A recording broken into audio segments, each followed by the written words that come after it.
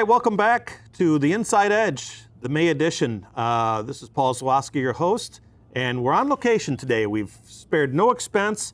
We've got the whole production crew out here. We've got the craft services over here whipping up lunch for us while we're working, and I'm just waiting for my ham and cheese sandwich. But today we're going to be talking about, last month we talked about draining your fields and surface grade and those kind of things, which is obviously really important for maintaining a ball field. But now we're getting into the summer months, and instead of draining water in a lot of cases, you're going to be busy putting water back onto the surface. The title of this episode is The Secret Sauce. Water is the secret sauce on a ball field, and not just for the grass portion, but also for the infield skin portion. And so today we're going to be dealing with that, talking about the kind of things that need to be looked at when you're taking care of a ball field. Why is that water so important? How do we get it on there? How do I equip my field to give you that ability to do those kind of things? And with us today is Michael Boettcher, former Major League groundskeeper with the, not Baltimore Orioles, that was me, with the Milwaukee Brewers. And Michael, why don't you give the audience just a little quick feedback of your past work in the industry? Sure, yeah. Got my start at UW-Madison. Just like me? Majoring in horticulture, yep. Worked under Dr. John Steyer there for 4.5 years, and ended up in the turf industry very shortly after my internships with Milwaukee and the Red Sox. So came back full-time in 2009 at Miller Park there, and worked there for 10 years, kind of as the second assistant, first assistant, and then head groundskeeper for several years. Working your way up. Indeed. So. And then you left there to go to Hunter, right? Yes, sir. Hunter Industries. I used their product consistently on the field there when I was groundskeeping there, and we always great partnership as always with Hunter Industries, and they invited me over to work with them, and now we'll be there 6 years now. This next week. And what is your position with Hunter? What do you do? Yeah, I'm a manufacturer's rep. Okay. I'm sales manager, whatever you want to call me. The biggest thing I look at my position to be at Hunter Industries is a resource for our groundskeepers, our turf professionals, our industry professionals, irrigation, all of the above, right? We are the resource to help them in their daily navigation of moisture management. Sure. Perfect. Well, then we got the right guy here today. Hopefully. So, you go around and you talk to a lot of people, just like I do, over the years and decades that I've been in the business. And, the one thing I find is that groundskeepers below the professional level, certainly below the collegiate level, seem to be afraid of water, and they don't realize how much water is their friend. Mm-hmm. What do you tend to find when you get out in the community and talk to customers like that? Yeah, I mean, water has an ability to be an extreme foe in our industry, right? I mean, we're here the second week of May, and we're coming off of a rainy stretch, and a lot of groundskeepers can view water as a major foe, sure, right? Trying to get these games playable, get these fields playable for these games, no matter the level. It can be an extreme foe, and I think that a lot of groundskeepers have this kind of resistance almost to it and use of the water. And so I think the biggest thing is just educating them on the management side. If you were talking drainage last episode, right? Water can be a foe, but as we tick into the middle of May here, water is going to be one of their greatest assets in the management of these facilities and these surfaces for no matter what level of play that they're at. Yeah. When I got into Major League Baseball in '85, that's 1985 for those of you who are not 1885.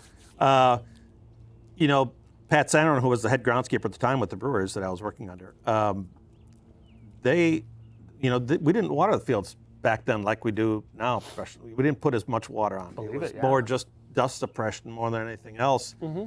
And, that kind of changed in the 90s, especially. It really kicked up then. And now, I mean, water is a key tool.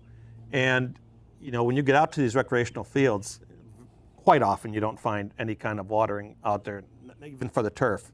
But I think if people realized and understood the importance of having that water to make that field a better playing field. I mean, I can take an infield with really crappy infield soil, mm-hmm, and make it a halfway decent infield just by adding water. 100%. So we want to look at is how do we achieve that? What are the ways to do that? And that's where we can start with.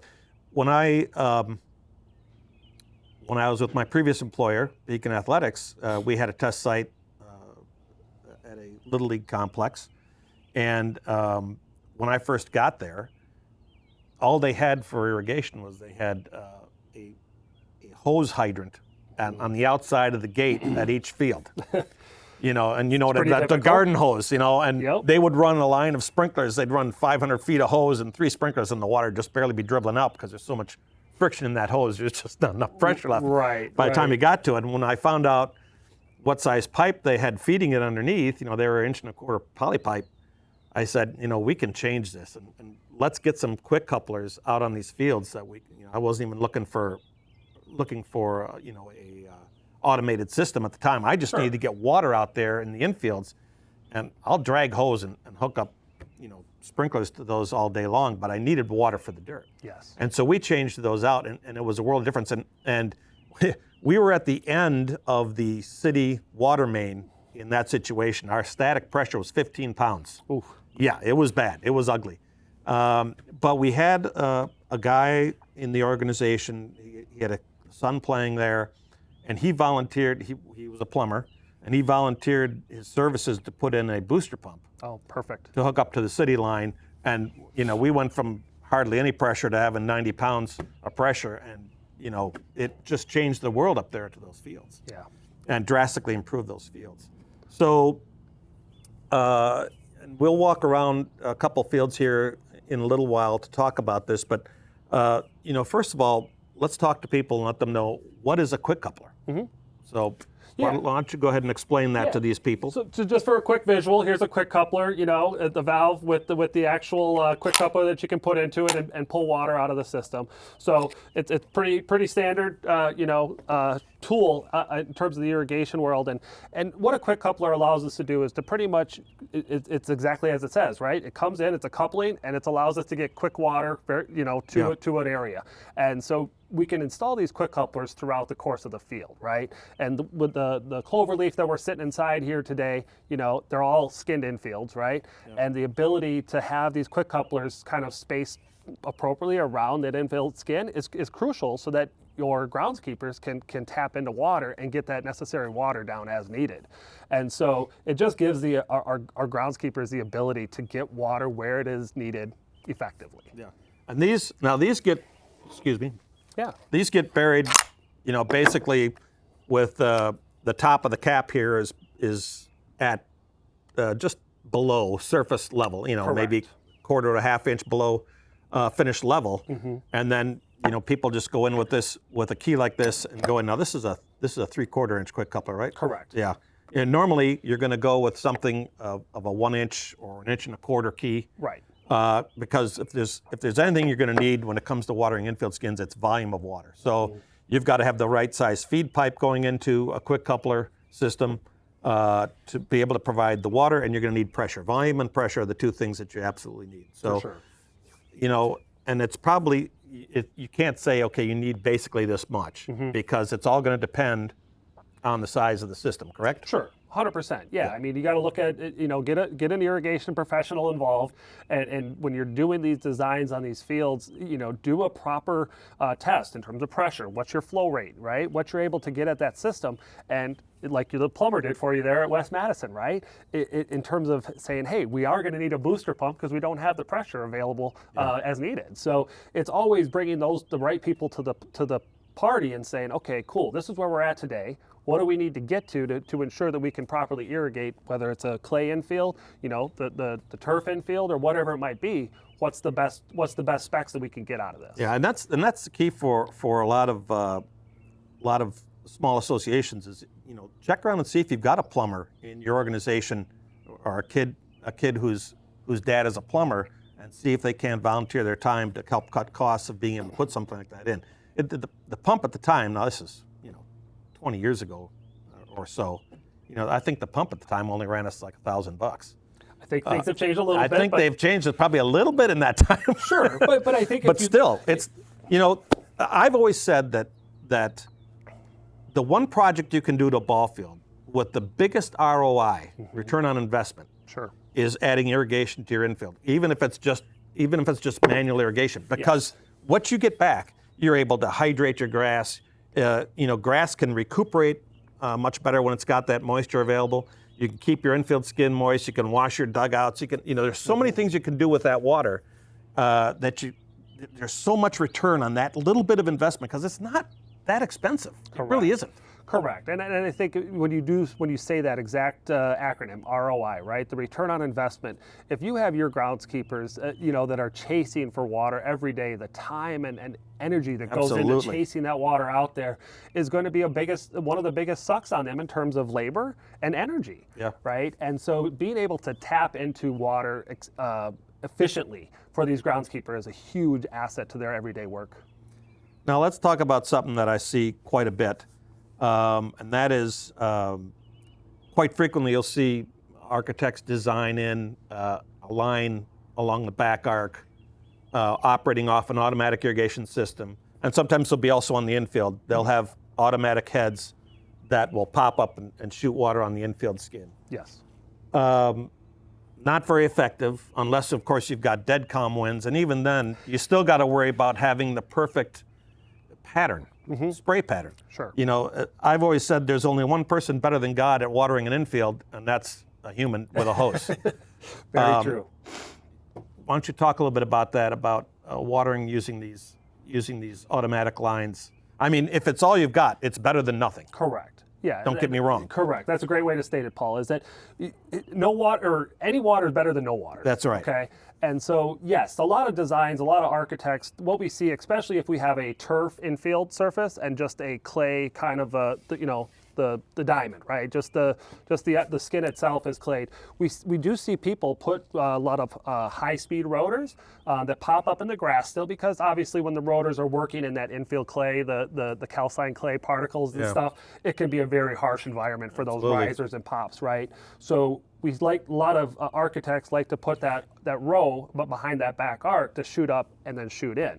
And it's great in that instance, and if you have a turf infield, you can shoot from the infield out as well. Sure. But yes, if we can get some rotors, in any section, the design has got to match what works for that facility, right? And for that usage. But yes, any water is better than no water. If you can get some water down on that infield clay surface, especially as we start to tick into the hot summer months here, we talk about safety, right? Yeah. Keeping that infield clay at somewhat of a manageable or a proper moisture level is just going to mean a more safe surface for them. So however the design, work with your local architects. Again, work with your local irrigation professionals, because they've been doing this for a long time. And if you can get somebody that says, yes, we have the flow, we have the pressure for this, cool, we can go ahead and do a row of rotors here. So maybe this section of the field you can do automatically while you're doing this area over here with the hose. Right, so just being able to utilize your time efficiently, if you can get the water out there with the rotors, from the grass into the clay, if you have to, put them in the clay, that's fine. But any way we can get water down efficiently and effectively is key. Yeah, and the biggest challenge, of course, are these totally skinned infields. Yes. And I can't believe some irrigation company hasn't come up with an idea of one single head that's in the center that can pop up and automatically water that whole field. I mean, with the variety of heads that they have designed, or they could go ahead and design one especially for that, that somebody hasn't come up with that, because the need is there. There are thousands and thousands of these fields around the country. Okay. Well, let's just say work on that. We'll just say Hunter Industries. We'll say challenge. There's the challenge, and we will work on that, Paul. Because that is something that is in such dire need around the country, and it would just make life a heck of a lot easier. Because for a totally skinned infield like this, spraying from the perimeter, you're only going to get so far. Sure. And so if we can add, what you're saying is to take that quick coupler kind of maybe behind the rubber on a totally skinned infield here, having kind of, say, a valve box that we can go ahead and put a quick coupler in with a pre-installed pop-up rotor on it. Something like that. Okay. We will. Hunter Industries. I think Next month, we'll be featuring Mike's new invention. Hunter Industries. Hunter Industries' new invention that we've just developed out here. I love it. Now, if you could only develop, the other issue that I was going to talk about this, and we'll spot it when we walk the fields. But the other issue that I always run into, I never had any of my quick couplers ever in a box. Drove me crazy. Because why? Because when you put them in a box, what happens? They can spin. Over time, they start moving because there's no soil there to really firm it up and hold it in place. Or they'll spin on you, like you said. And the next thing you know, you turn that quick coupler on, and the valve comes off, or you sprung a major leak. The other thing you need to develop is certainly somebody can develop a box where that quick coupler valve locks into that box when you put all that in, instead of putting in rebar and band clamps and stuff on it. That never works. But the box is already stabilized by all that soil. Right. If we could develop it so that it holds that, so work on that. Again, see if you can get that done. Hunter Industries is here for. Do I got to do all the thinking for Hunter? What's the deal here? So team effort. We'll look at it. So with that, do you have anything to add to this conversation so far? No. Again, the way the conversation started today, again, I really want to try to, in any way possible, is to get groundskeepers to really understand that water is not a foe. Right, it can be in certain ways, but again, for your last episode of draining the water, if we got good drainage, we can get that off. As we tick into another part of the season here, water is your best friend. It's everything. It is absolutely everything. And the common question I get is, well, how much water should I put on? Well, there are so many variables that come into play with that. It all depends on weather conditions. What's your humidity levels? You have a lot of wind. Is there a lot of evaporation, in other words, going on? If you're evaporating a lot, you're going to be pouring a lot more water on. When's the next game? If you don't play till this evening and you're grooming the fields in the morning, you can drench those things in the morning. Yeah. And if you have time, you can go back and just kind of touch them up as you're leading up to the game time. When we do it in the major leagues, we flood it right after the game. If you sit in the stadium and watch these guys, when they get done when the game is over, the grounds crew is out on that field because they want to go home and go to bed. And they get the field dragged, and then you'll see them flood those fields literally till there's standing water on them. They come back in the next morning. The soil typically is just right for them to work it. Base moisture, good base moisture. Good base moisture, they'll get it worked, and then they'll start continuing that process of feeding water to that field. And as the day goes on, they'll back off more and more and more. When I was dealing with the Little League and the fields there, when we would have groundskeepers from other Little League parks around us come to watch the crew work, quite commonly their comment would be when they were leaving, "I can't believe how much water you put on those infields." Well, yeah, that's the whole key behind the quality of that infield. So for sure. Let's get up now and we'll take a walk around and take a look at some fields, maybe talk to one or two groundskeepers and their challenges and what they've got to do and what they have in place and what can be changed. For sure. All right. Let's go do it. All right, let's go. All right. I got to get my ham sandwich first. So let me go over to the craft table and we'll take care of that. Now we're on a totally skinned infield. If you pan around, you can see it's all dirt. That's what a totally skinned infield is. No grass. These are a big challenge for watering, obviously. And on this particular facility here, when they put this in back, a year and a half ago, 2 years ago? Yep. The designer, I guess, decided that one quick coupler was enough way in this corner over here. So I got to have a hose that shoots it way the heck over there. This is obviously a design flaw. Wouldn't you say? I would think that there should have been a little bit more thought put into the water access for watering the skin, yes. Yeah, and in this situation, there's not even a row of automatics around the backside to even hit, part of the playing surface. So that gives this particular groundskeeper a real issue with trying to maintain his skin. And if you get into a long drought situation, that's a real problem because the dirt just gets looser and looser. Yes. And that's one of the advantages of having irrigation is that when you get into long periods of no rain, you can use irrigation to, re-tackify or re-glue all that soil back together again and keep that firmness that you need. And you don't have all the dust blowing everywhere and all that kind of stuff. Exactly. So here we've got a quick coupler here inside this box. If you look down in here, you can see the quick coupler valve top. It's a locking top. I'm assuming it's unlocked. We'll give it a try here. Yep, and as you can see on this box, as you're seeing there, guys, another great construction method is to not have to always be going down in there with standing water. So having a nice pea gravel filled valve box to make sure the water can drain out of there is a huge construction benefit. So this is a 1-inch quick coupler here. So they'll get decent flow. And they take this hose here. Here's your quick coupler key. There'll be a nipple on the side. Some have, now I think the one that you had when we were talking have the double nipple? Or was that a single? Yep. Okay. Yep. Yeah, so you either have single nipple or a double nipple, and I'm not sure if there's any rhyme or reason to one or over the other, but in this case, yeah. So you're going to line that up with the slot on the side of the valve that slides in. Now, one thing I want to talk about is another thing that drives me crazy is having a connection like this. Because here's the issue is that when you turn this on, of course, this fills up with water eventually, and you'll go and do your hosing. And then when you're all done, you'll close the nozzle and come back here and turn it off. And what happens, Michael? There seems to be a little bit of pressure buildup. There's a back pressure, that's correct. And sometimes you will get a face full of water when you remove this. And one thing that I always recommend to people is to get themselves, now this is the valve is this lower portion right here, the key, I'm sorry. The valve key is the lower portion here. This is called a swivel L. And I always put a gate valve or a ball valve onto that, and then a short pipe nipple on the other end of that to screw the hose onto.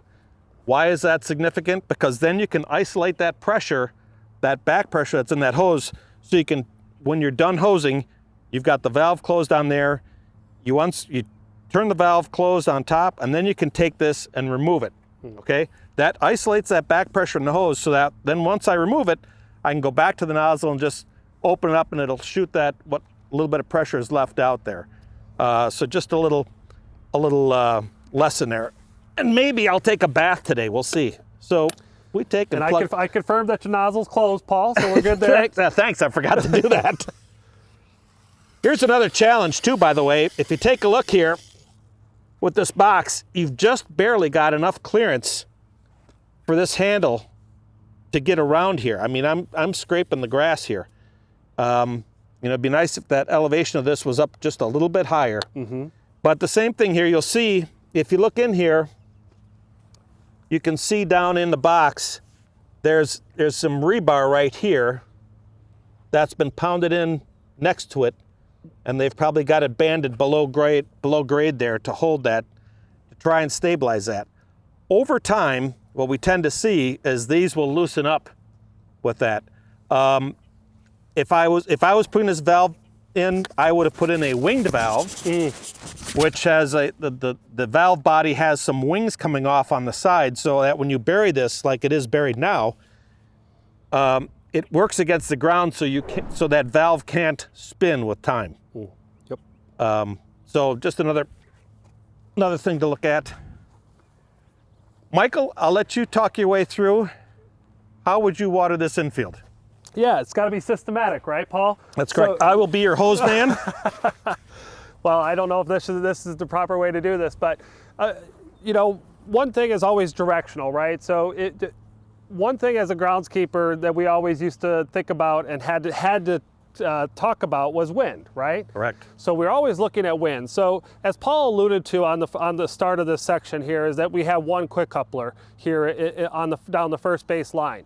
Ideally, we would like to see multiple quick couplers. We see one here at the first base edge, at the third base edge. Maybe, if possible, we'd like to see one behind home plate, and then we would also really like to see one behind the rubber, right? And maybe behind second as well. Correct. So options. You need options to deal with wind, and not just for wind, but on an infield this size, you don't want to be dragging one hose all the way across the dirt to get the other side. You prefer to stay on the perimeter so you're not scuffing up the infield skin. So if you can have it so that they can move around to hose that field, you just open up a lot of options to deal with any type of situation like that you've got to deal with as far as getting water in the field. So if it was me, if I had multiple coupler locations, we're fortunate here this morning on this beautiful May morning here in Oregon that we don't really have much wind. So if I had multiple quick coupler locations to click into, again, systematic, first to third, third to first. But in this regard, where we have one, me personally, I'm going to probably pull to my furthest location and then start working my way back, right? So in this setup that we have here today, I'd probably go to my home plate area, work down my third base line, and kind of work back, zigzagging back towards the location here. I don't want to water and then be stepping right over the top of it. And going back to that, the option of having all of those manual heads encircling the entirely skinned infield, my opinion is the best thing to do when you're doing that and assembling the pipe, the underground piping underneath, is create an entire loop.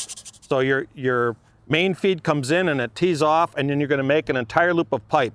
And what that does is that guarantees the pressure, uniform pressure all the way around there. And in that situation, you could have, if you've got proper volume and pressure, you could have multiple people hosing this dirt to get it done faster. Correct. If you just have it on one lateral that ends somewhere, the guy who's on the farthest end might not get the same pressure as the guy who's on the lead end. So that's the purpose for that loop. Correct. So, and it doesn't cost that much more. No. If the guy's out there cutting the trench to put that in, it's not going to cost that much more in either pipe or labor to finish that loop off. Correct. Again, as we've talked in our conversation here today, Paul, reach out to your local irrigation professional and look at the designs. One plug here on Hunter Industries, you go to our website and you can really see professionally designed systems for every different type of sports fields, whether it's softball, little league, high school, collegiate, soccer fields, football fields. There's professional designs already done, so to not have to make groundskeepers and local irrigation professionals reinvent the wheel in that regard. Yep. So again, that's a great resource, and again, talking with your local irrigation professionals to get the right tools and equipment for your irrigation is going to be key. Well, we won't water this whole infield, but we'll see if you still got, if you've still got the magic to at least water a small quadrant of this. Okay, so do we want to pull all the way out? We won't pull all the way out because we only got one hose man today, so we'll only go as far out as we can go. Okay, and for those of you guys that don't have a hose holder, hey, they're always great, but we understand that it's not always a possibility. That's right. You know what? If you grab your kids, grab your youth, athletes. And the whole purpose behind a hose holder, obviously, is to keep the hose off of the ground and scuffing up the perfect drag that's in there. So when you go to a major game and you see 5 guys out there holding hose, that's so that the guy who's operating the nozzle can go as far as he has to go to reach everything he needs to reach. Because one of the things that we're watching when we're watering at the professional level is you're watering just before game time. Mm-hmm. We don't want the grass to get wet because the ball will get slippery if the ball comes through that grass in the early innings of the game because the grass might not have dried. So we're trying to avoid getting water in the grass. So the less that we have to shoot way out and be more specific by getting up close, the better off we are. See, already I got droplet marks on the water, on the clay already. So not a ton of pressure, it looks like, on here right now. I'm guessing the booster pump is off.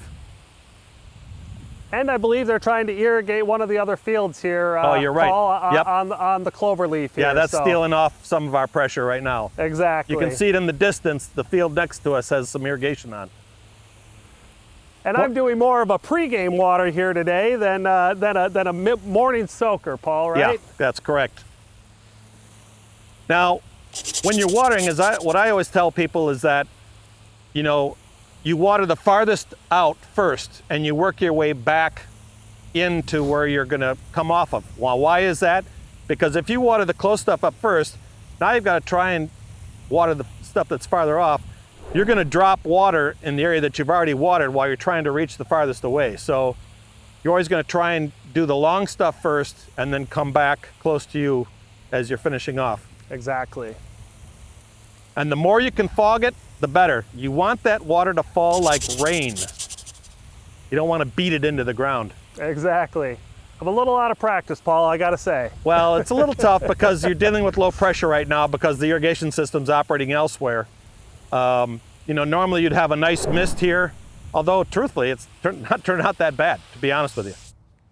So yeah, that's kind of what we're looking at here. Again, this is a bigger challenge because you're dealing with a totally skinned infield, and you really should only try and go into as far as the rubber and then kind of work your way around. So that's just why having that loop system is so important, because you can have multiple people hosing them at the same time and you can get it done that much faster. Exactly. First, we'll show you the right way to do it in this situation. Because we have 2 people hosing, I'm going to take this quick coupler off, and what Michael will do is he'll actually have it open and running while I take it out. By doing that, he's taking all the pressure off, and I shouldn't get a bath in that situation. So let's try that.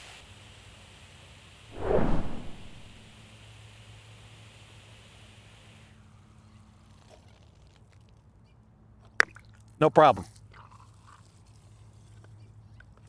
Now we're going to do it the other way.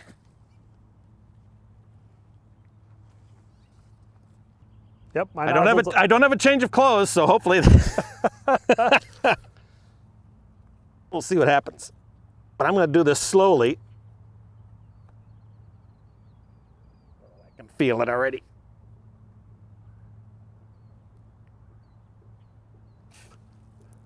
Got a little there. Not bad. Only because I was careful. Yep. But it would have been worse if those irrigation heads had been running. Oh, 100%. There would have been a lot more pressure here, and I would have been taking a face bath. So not too shabby. But that's why it's critical to put a gate valve on these, or a ball valve on these, to isolate that back pressure. All right, so now we're out in a different setting here. This is a standard baseball field. This is a high school baseball field, as a matter of fact. So you've got your grass infield, grass foul territories. So you have a much more limited situation with the skin here. And this field has some automated infield watering. Ron, who's the groundskeeper here, has, I believe it's three heads that water this infield skin. One's right here. You can see how it's bowled out the dirt there. There we go. Yep. There's one down there. Yep. So he's got one there, and then he's got 2 halfway down the first to second baseline and second to third baseline. And that gets probably, I would say, about half his infield out. He doesn't have one on the back edge, which kind of seems strange the way they designed this. Why, if you're doing the front, why not do the back at the same time? Sure. But it's just let's call it a design flaw, because that's pretty much, in my opinion, what it is. Yep. And, his head is also in the dirt.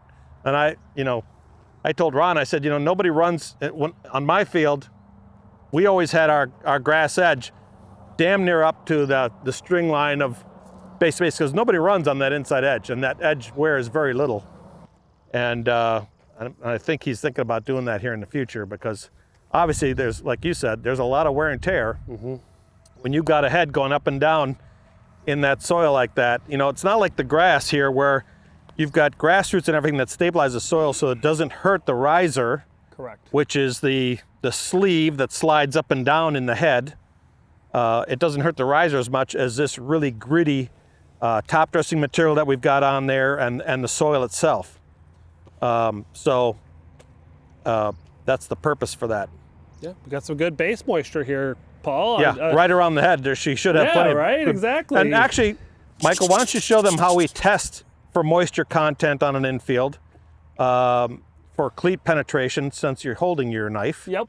So as rudimentary as it might be, or some might think it is, right? A good test that a lot of, I think, groundskeepers utilize, because most people do have a pocket knife in there or a key.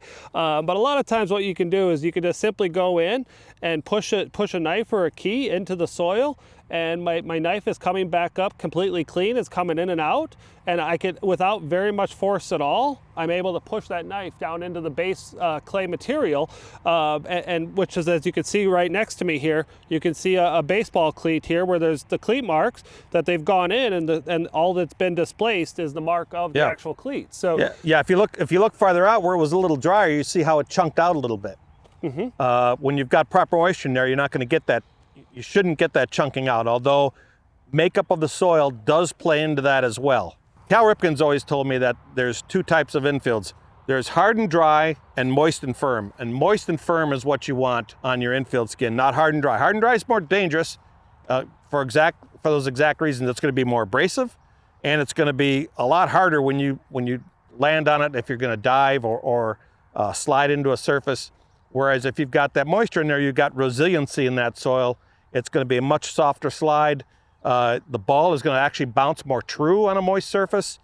All those kind of things. So it's just a better playing surface and a safer playing surface. And so, and again, just to elaborate a little bit more on what we were talking about here, Paul mentioned earlier in the episode here about really kind of flooding the skin and pushing the infield clay and soil to its maximum capacity, overall. And so when he was talking about how a lot of baseball clubs, they will go ahead and do a heavy watering after a game, for a game the next day or next night or whatever, that allows us to really get that moisture into the base material, right? So this is your top conditioner up here, and as Paul alluded to, that deep moisture that gets into there and it's held in the base material, that's what a lot of groundskeepers are putting down the day before an event. Yeah, the night before, and there's good reason for doing that at night, because at night your winds typically decouple and come down and are usually very low, not always, but most of the time.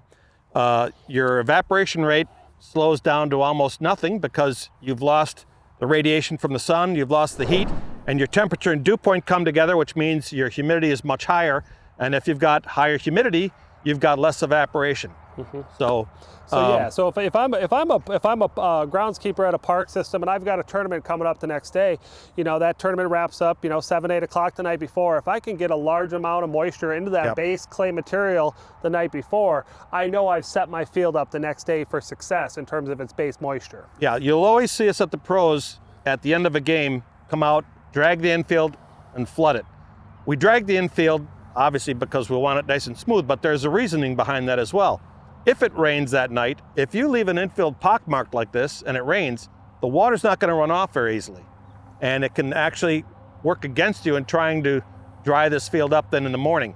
Whereas if you've got it nice and smooth, water's going to run off real easy. There's nothing hampering that water from moving across the surface. So ideally, if you can drag a field at the end of an evening of games and then give it a nice heavy soak, you're going to be all that much better off in the morning. That field is going to perform much better. You'll have much more moisture in there. And then you work that morning till evening or whenever the games are going to be, adding heavier moisture farther away from the games. And as you get closer to the games, you're just doing topical maintenance to keep that moisture in there. Now I'm going to show you what we do when we water a baseball infield here real quick. But let's take a look at this situation we've got for his quick coupler. Hopefully he doesn't have this thing. There we go.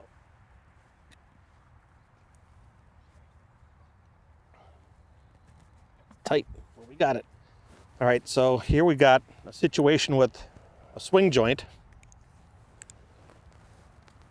And pretty loose in there. Now, it looks like, okay, it's really loose. Is this thing going to start leaking? But the swing joints, these pivot points all have O-rings in there that they're not going to leak. But there's still a lot of tension here when you put a quick coupler in like this. Get it in. There we go. Now, the other thing you'll notice is he doesn't have the swivel on here. Correct. Which makes it more awkward for turning this on because you got to turn the whole hose. Is that nozzle closed? I believe so. Okay. You got to turn the whole hose with it. Turn it on. So it's one complete turn typically to fully turn on that quick coupler. So in this setup, the nice thing is that the groundskeeper has the ability to stay on the grass and not necessarily have to be pulling any of his conditioner around. Yep. He can reach most of his infield surface with the location of the coupler behind the mound here. Right. This quick coupler is at a good level where you've got plenty of room here between the handle and the ground, so you're not scraping the ground like we had on the softball field. So that's going to help. But again, because of the movement of that quick coupler, that always makes me nervous. Because if there's that kind of movement, You know, you get young guys on the field and they're pulling on that hose to get it just a little bit farther to water. And sooner or later, that baby's going to pop and you're going to have a nice fountain coming out of that infield. Exactly, because one thing to keep in mind always, guys, unless you have a kind of a ball valve or Right. trying to think of the other term, but hey, Gate valve. Gate valve. Thank you. If you have a gate valve there, you can stop the pressure coming up to the coupler. But everything up to the point of that quick coupler is pressurized. Yeah. So if in this regard, as Paul alluded to, if they're yanking and pulling, and that in this regard the swing joint can't withstand that. Yeah, there's only so much that plastic is going to take. Correct. And so if you break that quick coupler, what do you got? You got a dead run over to turn it off. Turn the water Exactly. off real quick. Exactly. So it's always crucial to really stabilize that quick coupler so that there's not any pull and force on those joints that are on the pressurized side of the system. All right, so let's go ahead and we'll water this field. I'll do the honors on this one. So again, as I stated before, at the other field, with baseball, we don't want to get the grass wet because as the ground balls come through there, if they get wet, they can be slippery and the ball player can go to reach it out of his glove and lose control of the ball because it's slippery. So we're always shooting off in this direction for a pregame water. During the rest of the day, when you're just trying to maintain it, it's not as critical. In fact, you might have to, you know, give your infield a syringe cycle, meaning just cooling it down by giving it a nice shot of water. But pregame, you always want to keep that water off of that grass. You know, it's all right if it gets onto the foul territory, but on the infield skin, we want to keep it away. So we're always shooting away from the infield grass. And then again, as I said before, Warry's starting way out on the outside.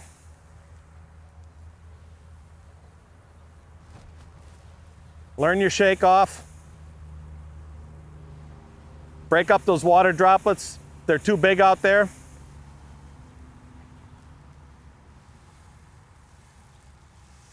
But as every groundskeeper that I've ever talked to in over my career, Paul, you make the adjustments and you work with what you got. You work with what you got.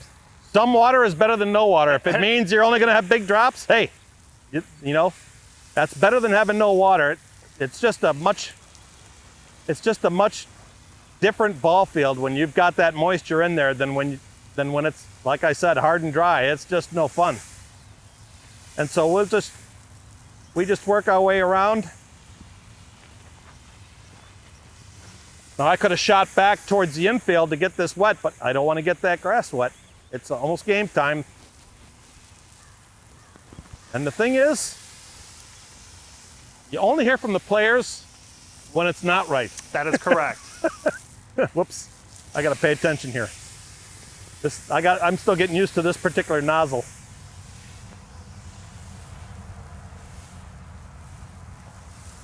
You know, again, in a game situation, typically, you're really only putting a light amount on unless it's a day game where you might have to put it on a little heavier. And, you know, if you've done your job of getting that base moisture in there, then you should only have to be literally just coloring it up or actually putting a little bit more than that on. In a day game, that's a different story.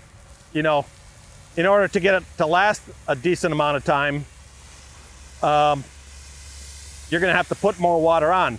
And that's the beauty of having a top dressing on an infield, because if you're dealing with an infield that's just straight soil and no top dressing layer, which is what this fine granular surface that's on here, that's a top dressing layer.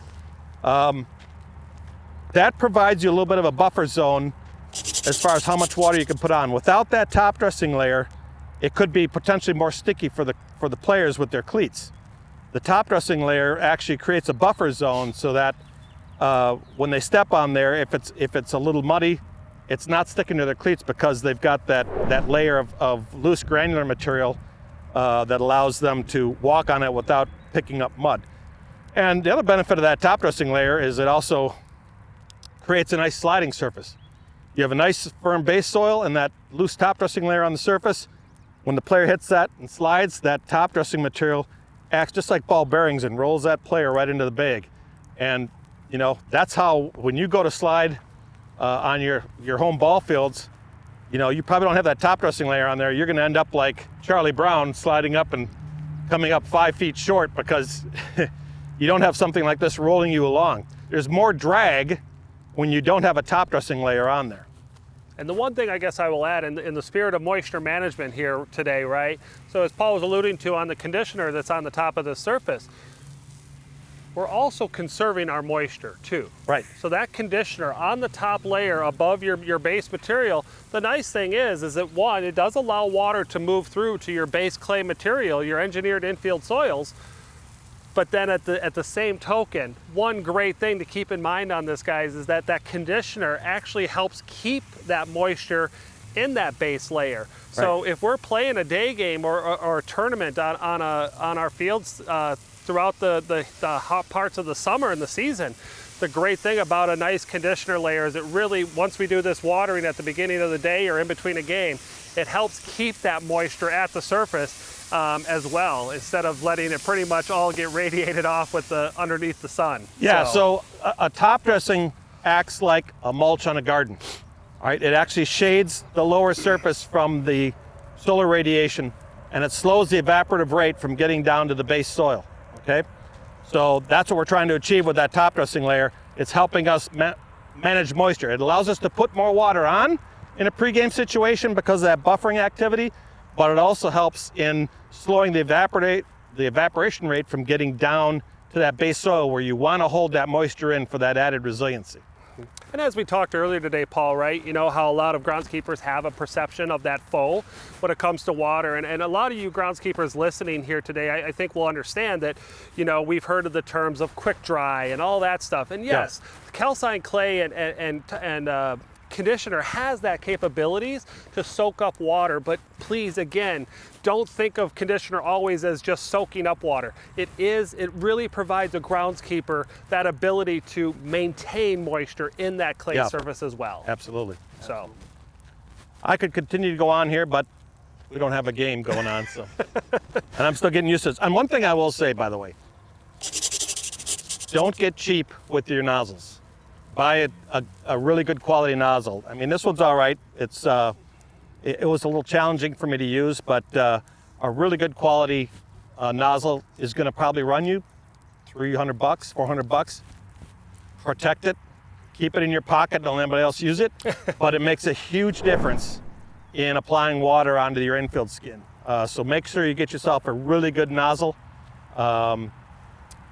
I could make some recommendations, but I don't want to be one-sided. So if they want to know, they can email me at Inside Edge, and we can give you some ideas. But so anyways, is there anything more that we need to cover to wrap up here? I don't think so. I think, Paul, the big thing coming from a irrigation manufacturer today, the biggest thing, guys, is to understand is that water is not your foe. As Paul alluded to at the onset of the show, it's the secret sauce and a lot of success of our groundskeepers out there, Paul. I mean, obviously been in the industry for several years like you have, you could talk all day, but the biggest thing is reach out and really get to know your fields, right? Yep. Understand like the capacity, the moistures that it can take, really pushing your field to the max and managing that moisture. Really, it turns around and it becomes your success. Yeah. If you have a day that you don't have games going on, get out there with the hose and play with it and understand what that infield can take as far as water is concerned. And it's going to be different from day to day because weather conditions are going to really change that. If it's a lot of times in May here we get these really warm days and very low humidities in the 20 to 30%. That water is going to fly out of that soil up into the air. So you're going to tend to put more water on those days. You get into the more humid parts of summertime, you're going to back it off. You're not going to put as much on. So you have to learn to understand how the weather conditions are going to affect how much water you're going to use. That's why you can't just say, you need to put exactly 4 gallons per square foot of water on every day. It just doesn't work that way. It's part of its feel and understanding weather conditions, and the other part of it's understanding your soil conditions and what your infield can take. Mm-hmm. because that secret sauce, honestly, Paul, is actually different for every field. That's correct. Every condition, you know, what we experience here today in Oregon in the middle of May today is it takes one secret sauce, Yeah. and then the secret sauce for Ron here in midsummer when he's hosting tournaments or any tournament playoff games. You know, the secret sauce is different for every groundskeeper and different for almost every field that they work with. Even across the street here on today, this field is going to take a different amount of water because this has a heavier clay soil in it than the soil across the street at the park. That soil doesn't have as much clay content in it. It's a little more silty. It can't always take as much water, or it might take more water. It all depends on how that soil surface acts. So learn your field. Mm-hmm. And with that, I think that's a wrap. Awesome. Let's go watch a ball game. Awesome. All right? Thanks, Sounds Paul. good. Thanks, Mike. That's a wrap for this episode of The Inside Edge, brought to you by DuraEdge. Whether you're maintaining a local recreational ball field or something bigger, we're here to help you on your journey to create safer, easier to maintain, and more playable ball fields. If you have any questions or topics you'd like us to cover, leave a comment or email us at insideedge@duraedge.com. Be sure to follow @DuraEdge Products on social media for more tips and insights. We'll see you on the next episode.